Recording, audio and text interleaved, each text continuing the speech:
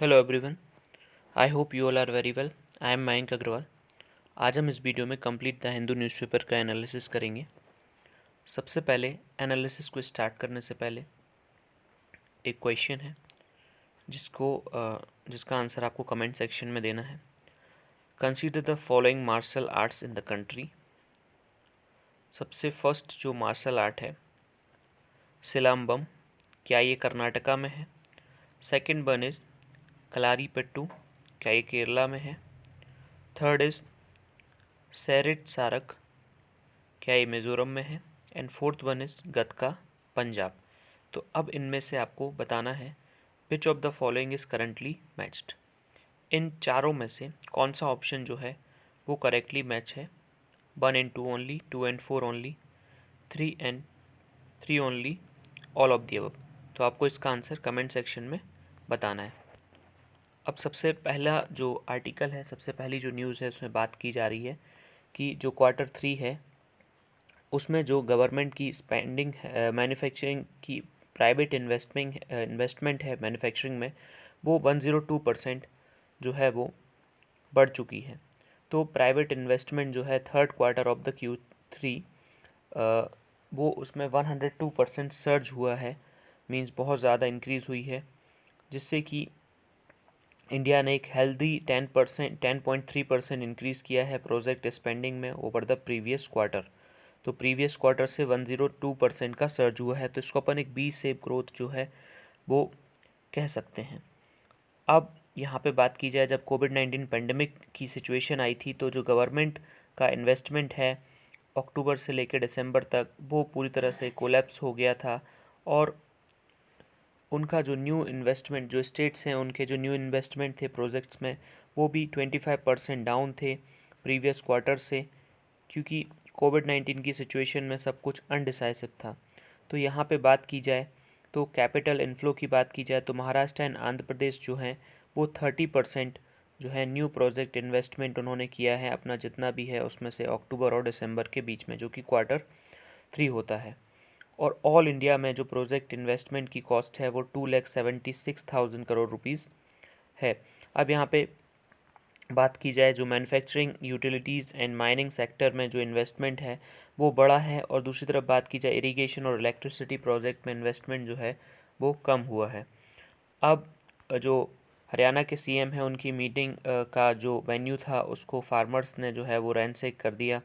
तो जो फार्मर्स हैं वो एजिटेट अभी कंटिन्यूसली कर रहे हैं, और उन्होंने जो हरियाणा के सीएम हैं मनोहर लाल खट्टर, उनको उनकी रैली को जो है वो प्रॉपरली नहीं करने दिया। अब नेक्स्ट बात की जाए जो सुप्रीम कोर्ट ऑफ इंडिया है उसकी जो बेंच है, 5 जज bench of supreme court of India, वो एग्ज़ामिन करेगी 7 पिटीशंस जो कि कोर्ट ने जो अपना रिव्यू दिया था आधार को अपहोल्ड करने के लिए, आधार प्रोग्राम को अपहोल्ड करने के लिए, as a reasonable restriction on individual privacy to fulfil government legitimate aim to provide dignity to the poor. अब गवर्नमेंट का मेन एम ये था कि जितनी भी स्कीम्स होती हैं उन स्कीम्स को अगर सुप्रीम कोर्ट परमिशन दे दे तो प्राइवेसी का कोई इशू ना हो, तो उसको जो है एक तरह से एक लेजिटिमेट कार्ड बनाया जा सके जिससे सारी गवर्नमेंट स्कीम्स को उससे एग्रीगेट किया जा सके। तो उसी के अगेंस्ट जो कांग्रेस के राज्यसभा एमपी हैं जयराम रमेश, उन्होंने एक पिटीशन जो है वो डाली हुई है। अब यहाँ पे standard operating procedure of immunisation emergencies issued. तो यहाँ पे स्टैंडर्ड ऑपरेटिंग प्रोसीजर क्या होता है, जब कोई भी काम स्टार्ट किया जाता है तो उसको कैसे करना है, पहले क्या करना है, बाद में क्या करना है, ये स्टैंडर्ड ऑपरेटिंग प्रोसीजर होता है। तो यहाँ पे जो स्टैंडर्ड ऑपरेटिंग प्रोसीजर है वो दिल्ली पुलिस जो है वो वैक्सीनेशन के पहले उसको प्रोवाइड किया गया, क्या फॉलो करना है। दूसरा, shorter parade route more tableaux this Republic day.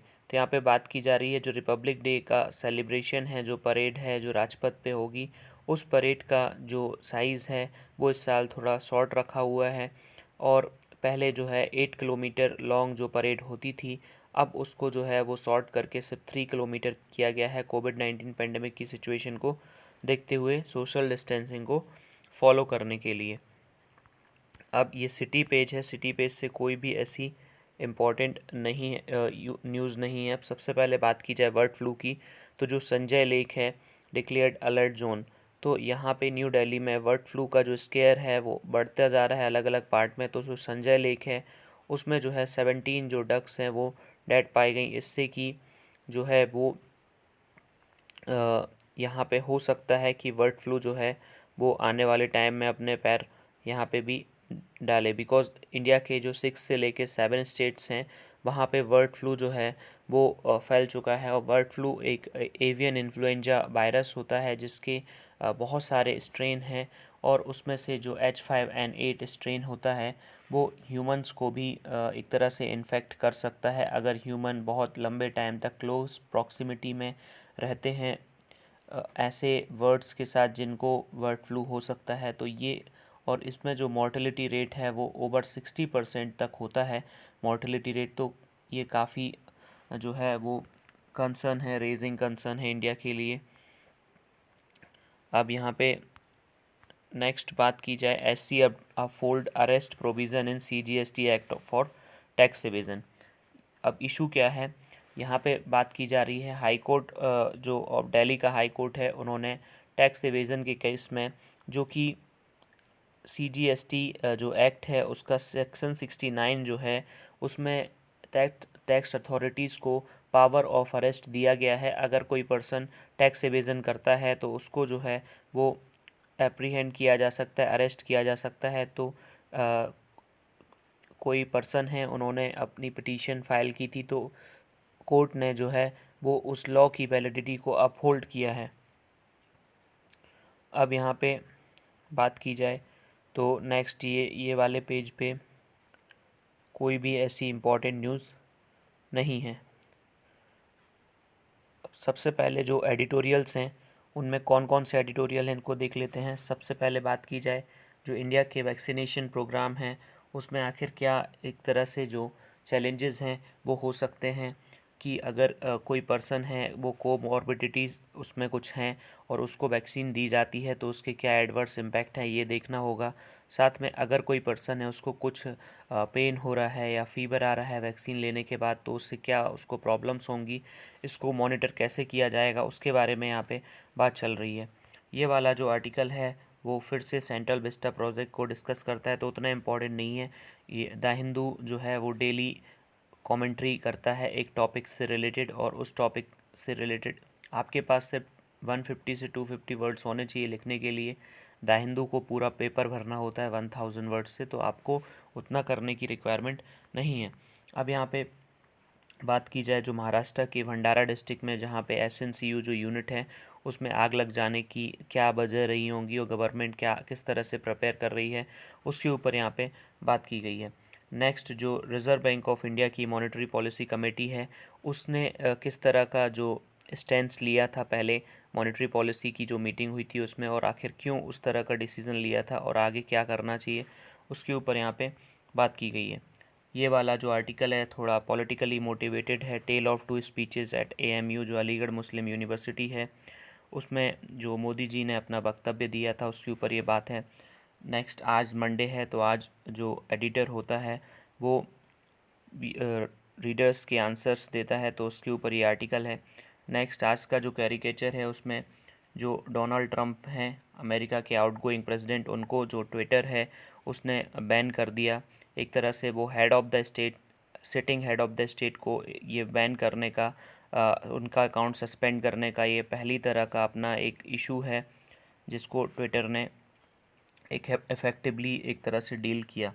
अब नेक्स्ट ये वाला जो आर्टिकल है वो इंडिया के लिए क्या अपॉर्चुनिटी हो सकती है इलेक्ट्रिक मोबिलिटी में, जो इलेक्ट्रिक और इलेक्ट्रॉनिक जो ट्रांसपोर्ट है जिसमें कि बाइक, 2 व्हीलर, 3 व्हीलर में क्या अपॉर्चुनिटी है इंडिया के लिए और आगे क्या चैलेंजेस हैं।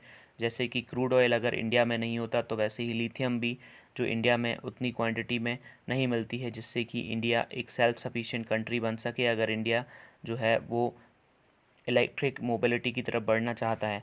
तो सबसे फर्स्ट आर्टिकल को एक बार डिस्कस कर लेते हैं। सबसे फर्स्ट जो आर्टिकल है इसमें बात की गई है एज़ इंडिया जो है वैक्सीनेशन स्टार्ट कर रहा है तो गवर्नमेंट को जो है पब्लिक का ट्रस्ट भी उस प्रोसेस में अब बनाने की कोशिश करनी चाहिए। अब इंडिया जो है वो वर्ल्ड का सबसे बिगेस्ट वैक्सीनेशन प्रोग्राम जो है वो लॉन्च करने जा रहा है, और उसको जो है 16 जनवरी से स्टार्ट किया जा रहा है, जो कि फेस्टिवल सीज़न के बाद स्टार्ट होगा। जैसे कि नॉर्दर्न साइड में मकर संक्रांति और सर्दर्न में बिहू पोंगल, और नॉर्थ ईस्ट में जो बिहू होता है उसके बाद ये सारी चीज़ें की जानी हैं, जिससे कि डॉक्टर, नर्सेज और सैनिटेशन वर्कर जो कि 3 करोड़ पीपल हैं उनको सबसे पहले वैक्सीन दी जानी है।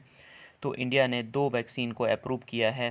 पहली जो वैक्सीन है वो कोविशील्ड, जो कि सीरम इंस्टीट्यूट ऑफ इंडिया जो प्रिपेयर कर रहा है, जो कि एस्ट्रोजेनिका और ऑक्सफोर्ड यूनिवर्सिटी के साथ बनाई गई है। और दूसरी जो है कोवैक्सीन, जो कि भारत बायोटेक एक कंपनी है और उसने प्रिपेयर की है, हैदराबाद बेस्ड एक कंपनी है। लेकिन अभी भी ये अनक्लियर है कि किसको कौन सी वैक्सीन प्रोवाइड की जाएगी, किस पर्सन को कौन सी वैक्सीन प्रोवाइड की जाएगी। अब यहाँ पे एक कंडीशन ये है कि ज़्यादा डोजेस कोविशील्ड के अवेलेबल हैं देन कोवैक्सीन। अब यहाँ पे 5:1 का रेशियो है। अगर 1 करोड़ कोवैक्सीन के डोजेज़ अवेलेबल हैं तो 5 करोड़ कोविशील्ड के डोजेज़ अवेलेबल हैं। और यहाँ पे कुछ मंथ लग सकते हैं before the 30 million prioritise get one of their doses. मतलब जो 3 करोड़ लोग हैं जिनको वैक्सीन प्रोवाइड की जानी है, उनको वैक्सीन देने में कुछ टाइम लगता है। Others, those in the 50+ age group and those with comorbidities, उनको और भी ज़्यादा वेट करना पड़ेगा। जिनकी एज 50 ईयर्स से ज़्यादा है, साथ में उनको कोई कोमॉर्बिडिटीज़ हैं। तो अब यहाँ पे सिचुएशन, जो वैक्सीन जो प्रोवाइड की जा रही है, जैसे कि फाइज़र, मॉडर्ना, उन्होंने इंपोर्ट को अलाउ नहीं किया है कोई प्राइवेट सेक्टर को। मतलब कोई कंपनीज़, कोई जो कि हॉस्पिटल की चेन है, कोई बड़ी कंपनीज़ हैं इंडिया में जो हॉस्पिटल की चेन को चलाती हैं, तो वो ऐसे मॉडर्ना और फाइज़र की जो वैक्सीन है खुद से लेके प्राइवेट में इनैक्यूलेट नहीं कर सकती। अगर कोई पर्सन उसको लेना भी चाहता है अपने सेल्फ विल पे, अपना पैसा खर्च करके, तो गवर्नमेंट ने अभी ऐसी कोई पॉलिसी फ्रेमवर्क जो है वो नहीं बनाया है। अब यहाँ पे वैक्सीनेशन की बात की जाए तो एक तरह से उस पर कुछ एक कोवैक्सीन जो है बिलोंग करती है, उसको गवर्नमेंट ने अप्रूव किया है, जो कि ड्रग टेस्टिंग अथॉरिटी है उसने उसको अप्रूव किया है विदाउट एस्टेब्लिशिंग इट्स एफिकेसी। अब यहाँ पे वैक्सीनेशन जो कोविड-19 से बचाती है उसकी एफिकेसी को चेक नहीं किया गया है। अब यहाँ पे साइंटिस्ट के बीच में भी डिफरेंसेस रहे हैं, टेस्टिंग स्ट्रेटजी, ट्रीटमेंट और एक्सटेंस ऑफ इन्फेक्शन। अब यहाँ पे बात की जाए, सेवरल एक्सपर्ट हैं, उन्होंने ऐसा भी केस रखा है कि इन्फेक्शंस के जो रेट हैं वो धीरे धीरे कम हो रहे हैं और लो रिलेटिव मोर्टेलिटी है, कि इंडिया एक तरह से उसको डायर इमरजेंसी में नहीं है कि इतना जल्दी उसको अनटेस्टेड वैक्सीन जो है लोगों को नहीं देना चाहिए थी, और थोड़ा और वेट कर लेना था जब तक कि मोर क्लियरिटी आ जाती उसके रिज़ल्ट को लेके, और जब तक मार्च तक आ जाती। अब यहाँ पे कोवैक्सीन जो है उसको एक बैकअप की तरह रख सकते थे। अगर एक सडन सर्ज होता केसेस में, तब उसको जो है वो दे सकते थे जब तक भी इफ़ेक्टिवली डाटा अवेलेबल हो सकता था। अब यहाँ पे रिपोर्ट्स में इमर्ज हुई है कि जो ट्रायल हो रहे थे भोपाल में, where volunteers were seemingly under the impression that they were getting a protective shot when some were likely getting a placebo. तो यहाँ पे वॉलंटियर्स को ये बात जो है पता चल गई थी। अब यहाँ पे दे ऑल्सो कंप्लेन कि कोई भी मेडिकल फॉलोअप उनका नहीं हुआ जब उनको कोई भी सिम्टम्स डेवलप हुए, जैसे कि fever, body pain, loss of appetite. तो वैक्सीन इवेंचुअली प्रोटेक्टिव बनेगी, और एडवर्स जो भी उसके सिम्टम्स हैं उनको रिपोर्ट किया जाना चाहिए। अब यहाँ पे बात की जा रही 28,500 वॉलंटियर्स हैं पूरे। और तो अगर वैक्सीन एक तरह से कोई डिस्ट्रस्ट इवोक करती है, और इंडिया जो है वो उसके पास वैसे ही इतनी क्षमता है कि वो मिलियंस लोगों को जो चाइल्डहुड में ही जो है वैक्सीन का इनोक्यूलेशन करता है। दूसरी तरफ गवर्नमेंट का जो वैक्सीन इंफॉर्मेशन नेटवर्क है, कोवैक्सीन इंफॉर्मेशन मैनेजमेंट सॉफ्टवेयर है, उसने भी अथॉरिटीज़ को वैल्यूबल फीडबैक दिया है कि कैसे अथॉरिटीज़ एक इफ़ेक्टिवली उसको इम्प्लीमेंट कर सकती हैं।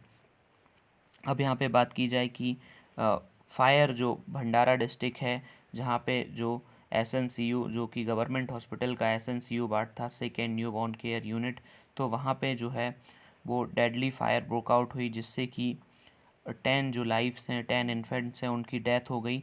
अब यहाँ पे बात की जाए कि ये एक शॉकिंग रिमाइंडर है कि हॉस्पिटल्स को जो है वो प्रॉपरली चेक नहीं किया जाता, उनके जो सेफ्टी नॉर्म्स हैं उनको फॉलो नहीं किया जाता। अब यहाँ पे बात की जाए कि लाइफ टाइम के लिए वो जो पेरेंट्स हैं उनके जो बच्चे हैं वो चले गए, और कुछ विक्टिम्स जो हैं वो कुछ ही डेज़ ओल्ड थे, और हॉस्पिटल में उनको लाया गया था waiter care from small health facilities. अब यहाँ पे 7 जो है उनको प्रोविंशियल एस्केप दिया गया। अब यहाँ पे रिपोर्ट आ रही है कि यहाँ पे जो स्टाफ था वो पुअरली ट्रेन था, वो एक तरह से उन्होंने रिस्पॉन्ड नहीं किया एडिक्वेटली, क्विकली। और दूसरी तरफ बात की जाए कि गवर्नमेंट की जो इस तरह की हरकतों की वजह से बहुत ज़्यादा जो है वो प्राइवेट हॉस्पिटल्स में जो लोग हैं वो अपनी केयर कराने के लिए चले जाते हैं, सेफ्टी प्रोटोकॉल्स गवर्नमेंट जो है वो फॉलो नहीं करती। अब यहाँ पे बात की जाए कि हॉस्पिटल एक ऐसी जगह है जहाँ पे हाई डिग्री ऑफ प्रोफेशनलिज्म की रिक्वायरमेंट होती है, बट वहाँ पे भी जो लैकलस्टर रवैया है वो हेल्थ अथॉरिटीज़ का रहता है।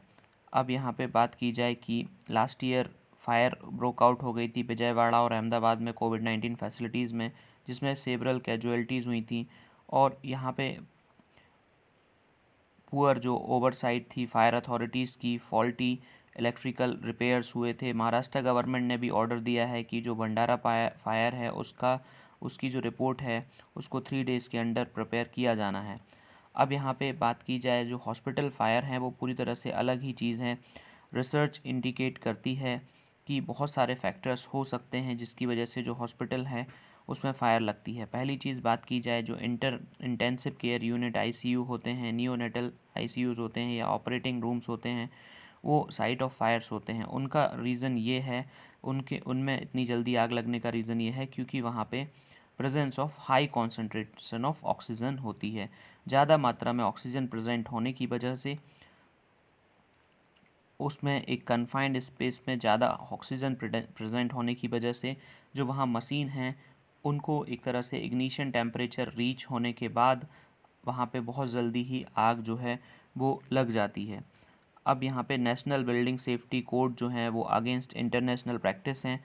ऑक्सीजन मॉनिटर्स जो हैं हॉस्पिटल रूम के जो हैं वो उनको इस तरह से रखना चाहिए कि वो जो वर्ल्ड नॉर्म्स हैं ऑक्सीजन को रखने की किसी भी रूम में जिससे कि आग ना लगे, उसको 23.5% रखा गया है US national fire protection association के द्वारा। तो अगर ऐसा किया जाता है तो इससे एक्सीडेंट से बचा जा सकता है। दूसरी तरफ electrical equipment for air conditioning with sparking potential, उनको ऐसी जगह पे रखा जा सकता है जहाँ पे ऑक्सीजन ना पहुँचे, कोई केस के अंदर, कोई कैविटी के अंदर रखा जा सकता है, तो इससे रिस्क से बचा जा सकता है। अब यहाँ पे हेल्थ सेक्टर जैसे भी एक्सपेंड होता है तो उसमें जो न्यू इंफ्रास्ट्रक्चर है वो सबसे पहले कोई भी नया इंफ्रास्ट्रक्चर है उसको वहाँ पे इम्प्लीमेंट किया जाना चाहिए, और जो भी सेफ्टी नॉर्म्स हैं, सेफ्टी स्टैंडर्ड हैं, उनको फॉलो किया जाना चाहिए। अब यहाँ पे कोई थोड़ा बहुत ही खर्च होगा जिससे कि जो है भंडारा लाइक जो कारनेज है, जो आग है, उससे बचा जा सकता है। अब यहाँ पे गवर्नमेंट जो है सेफ्टी वार काफ़ी अच्छा रखती है, फुल एडेरेंस करती है सेफ्टी नॉर्म्स को लेके। रेगुलेटरी अथॉरिटी अगर जो भी हॉस्पिटल्स हैं, हॉस्पिटल का स्टाफ है, उसको कंपेल कराती हैं रूल्स एंड रेगुलेशन को फॉलो करने के लिए, तो लोगों का जो विश्वास है गवर्नमेंट हॉस्पिटल्स पे वो भी इंक्रीज़ होगा। और हॉस्पिटल जो है उनको रेगुलरली होल्ड करना चाहिए सेफ्टी और जो भी एवैक्यूएशन ड्रिल्स हैं, और इसकी वजह से जो है वो बहुत सारे जो बच्चे हैं उनकी जान बचाई जा सकती थी। अब बात की जाए कि planning to exit out of easy money regime. अब रिज़र्व बैंक ऑफ इंडिया जो है उन्होंने एक्स्ट्रा ऑर्डिनरी एक्सपेंशनरी पॉलिसी जो है वो रखी हुई है, जिसमें कि जो रेट है वो काफ़ी कम रखा गया है। बेंचमार्क जो रेट होता है, जिस रेट पे रिज़र्व बैंक जो है वो बैंक्स को लोन प्रोवाइड करता है शॉर्ट टर्म के लिए, तो वो रेट काफ़ी कम रखा हुआ है। इस वजह से रखा हुआ है जिससे कि बैंक्स के पास जो है वो लिक्विडिटी बढ़े और बैंक जो है वो इन टर्न लोगों को जो है वो मनी लैंड कर सकें। अगर बैंक मनी लैंड करेंगे तो जो है इससे मार्केट में स्पेंडिंग बढ़ेगी, ग्रोथ आएगी और लोगों को जो है आगे चल के जॉब मिल सकती है। अब बात की जाए कि इन्फ्लेशन आखिर इतना क्यों इंक्रीज़ हो रहा है, तो यहाँ पे रिज़र्व बैंक की जो मॉनेटरी पॉलिसी कमेटी है उसकी जो सिटिंग है उसमें रीज़न दिया गया कि जैसे कोविड-19 की सिचुएशन की वजह से जो कंपनीज़ हैं उनकी प्रॉफिटेबिलिटी कम हो गई, वो कम यूनिट प्रिपेयर करने लगे, तो उन यूनिट से ही अपने बैलेंस शीट को स्ट्रेच होने से बचाने के लिए, लॉस मेकिंग से प्रॉफिट में आने के लिए उन्होंने प्राइस को इंक्रीज़ कर दिया, जिसकी वजह से जो है वो प्राइस अभी जो है वो बढ़ चुके हैं। और अभी बात की जाए कि रिज़र्व बैंक ने जो है अपने रेट कम भी किए हुए हैं, लेकिन इसकी वजह से भी जो है बैंक्स वापस से जो है वो मनी रिज़र्व बैंक में ही पार्क कर रहे हैं। ट्रिलियंस ऑफ रुपीज़ जो हैं वो वापस से रिज़र्व बैंक में ही पार्क कर रहे हैं। तो आखिर इसका ऐसा क्या रीज़न हो सकता है कि जो बैंक है वो मनी को लैंड नहीं कर पा रहा है और लोगों तक मनी ना पहुंच के जो है वापस रिज़र्व बैंक में ही उसको लैंड किया जा रहा है। अब नेक्स्ट यहाँ पे बात करें कि इलेक्ट्रिकल मोबिलिटी की यहाँ पे बात की जा रही है। जो लिथियम और कोबाल्ट इंडस्ट्री है वो इंडिया में डोमेस्टिकली ग्रो करने का उसमें बहुत ज़्यादा ही पोटेंशियल है। इलेक्ट्रिक व्हीकल इम्पॉर्टेंट हैं इंडिया के लिए, क्योंकि ये जो व्हीकल्स हैं वो सस्टेनेबल होते हैं, प्रॉफिटेबल होते हैं लॉन्ग टर्म में, और क्रूड ऑयल पे जो डिपेंडेंस होती है वो एक तरह से कम करते हैं, और गवर्नमेंट का जो मनी है उसको भी जो है वो बचाते हैं, कार्बन एमिशन को रिड्यूस करते हैं और डोमेस्टिक एनर्जी डिपेंडेंस इंडिपेंडेंस भी क्रिएट करते हैं। अब साथ में ये इकोनॉमिकली और एनवायरमेंटली वाएबल ऑप्शन भी है। इंडिया जो है वो ट्रांजिशन कर रहा है इलेक्ट्रिक व्हीकल को, जिससे कि इंडिया में जो है वो इंफ्रास्ट्रक्चर क्रिएट किया जाएगा इलेक्ट्रिक व्हीकल के लिए। अब यहाँ पे इंडिया की जो फॉरेन पॉलिसी है, एनर्जी सिक्योरिटी डिपेंडेंस है, वो शिफ्ट हो सकती है वेस्ट एशिया से जो है वो लेटिन अमेरिका में, बिकॉज़ जो लेटिन अमेरिका की कंट्रीज़ हैं बोलीविया, चिली, और इन कंट्रीज़ में जो है वो काफ़ी मात्रा में लिथियम है। और अभी इंडिया जो है वेस्ट एशियन कंट्रीज़ से क्रूड ऑयल इंपोर्ट करता है, जिसका कि बिल जो है $120 बिलियन था 2018-19 में। तो अब यहाँ पे India third largest oil importer है in terms of value in the world. तो इंडिया अगर इलेक्ट्रिक व्हीकल की तरफ शिफ्ट होगा तो जो अभी इंडिया का जो रुझान है वेस्ट एशिया से, उसको शिफ्ट करके जो है लेटिन अमेरिका कंट्रीज़ तक ले जाना पड़ेगा। In order to reduce dependence on crude, government has drafted policies. अब यहाँ पे क्रूड पे डिपेंडेंस को जो है वो कम करने के लिए गवर्नमेंट ने पॉलिसीज़ ड्राफ्ट की हैं जो एक तरह से कैटलिस्ट की तरह वर्क कर रही हैं। Propelling the acceptance of electric vehicle, electric vehicle को एक्सेप्टेंस उसकी बढ़ाने के लिए, जो कि पहला है faster adoption and manufacturing of hybrid and electric vehicles, जो कि फेम 2 वर्जन है। गवर्नमेंट ने एलोकेट किया है 1.3 billions in incentive for electric buses, three wheelers, four wheeler to be use for commercial purposes till 2022। अब यहाँ पे दूसरी तरफ 130 मिलियन फॉर चार्जिंग स्टेशन, और दूसरी तरफ इंसेंटिव दिया है 4.6 बिलियन का बैटरी मेकर्स के लिए, सब्सिडी प्रोवाइड की है नीति आयोग ने अप्रूव करके। और गवर्नमेंट का ये विज़न है कि 30% जो इलेक्ट्रिक व्हीकल्स हैं वो एक तरह से जो हैं वो होने चाहिए 2030 तक रोड में। और सितंबर 2019 में जापानीज़ जो ऑटोमोबाइल कंपनी है सुजुकी, उसने भी जो है वो अपना एक ग्रुप बनाया है Japanese automobile component manufacturing Dunzo और इंटरनेशनल कॉन्ग्लोमरेट तोशिबा से, जिससे कि मैन्युफैक्चरिंग प्लांट सेटअप हो सके गुजरात में, जहां पे बैटरीज बनाई जा सकें। अब बात की जाए जो डोमेस्टिक बैटरी मैन्युफैक्चरिंग कैपेसिटी है, वो इंडिया का रिलेशनशिप बढ़ा सकता है लेटिन अमेरिकन कंट्रीज से।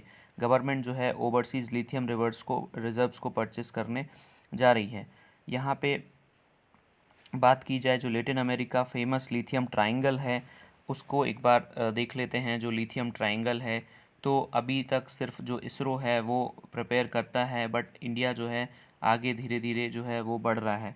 यहाँ पे ये तीन जो कंट्रीज़ हैं उनका एक तरह से जो लिथियम ट्रायंगल है, ये तीनों कंट्रीज़ जो हैं वो लेटिन अमेरिका में आती हैं, जिसमें कि बोलीविया का western part, south western part, Chile का eastern central eastern part and Argentina का नॉर्थ वेस्टर्न जो पार्ट है।